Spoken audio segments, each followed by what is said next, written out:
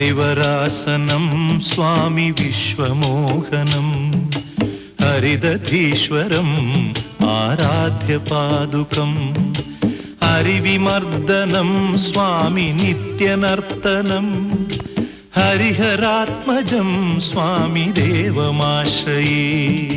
शरणमय्यप्पा स्वामी शरणमय्यप्पा शरणमय्यप्पा स्वामी शरणमय्यप्पा।